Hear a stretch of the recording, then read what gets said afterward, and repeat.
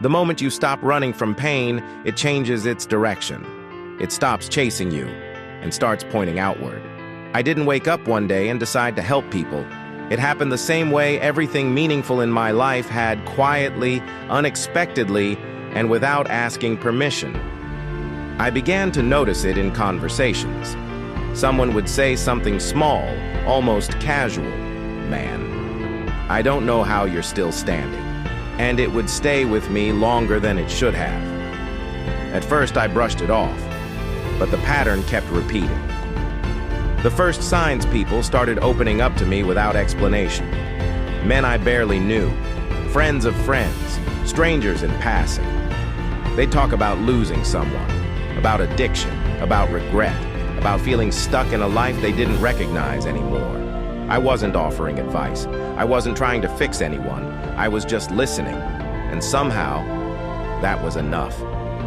Looking back, I see the signs clearly now. I was becoming a place people could land even though I didn't yet understand why. Pain recognizes pain, and pain also recognizes survival. A language I didn't know. I spoke. When I shared pieces of my story, something shifted. The room would go quiet, not uncomfortable, attentive. I didn't dramatize it. I didn't soften it. I told the truth. I talked about loss, about mistakes, about nights I didn't think I'd make it through, and every time I did, I saw it in their faces, that look that says, "You get it."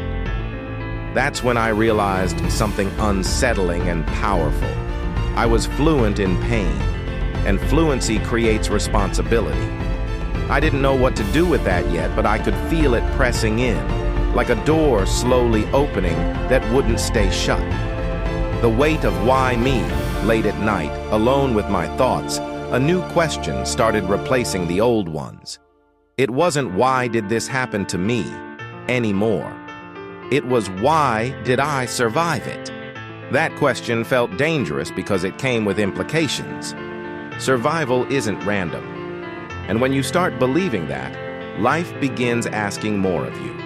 I didn't have answers yet, but I could feel expectation building, like the calm before a shift you know is coming but can't see. Purpose begins to take shape. I started thinking differently about my losses, my father's work ethic, my mother's love, my friends' loyalty, my first love's pain. It felt like each loss had left something behind, not just grief, but tools, lessons, perspective, pieces. And for the first time, I wondered if my life wasn't a series of breaks, but a process of being shaped, not for comfort, for impact. That thought scared me because impact requires courage, consistency, and sacrifice, things I wasn't sure I had enough of yet. A responsibility I couldn't ignore. There was a moment, small, almost forgettable, when someone looked at me after a long conversation and said, "You should share this more. People need to hear it." They didn't know what they were starting. That sentence followed me home, followed me to work, followed me into silence.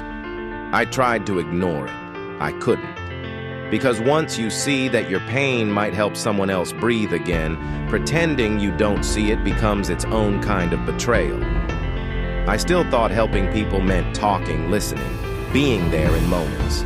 I didn't yet understand that purpose doesn't stay small.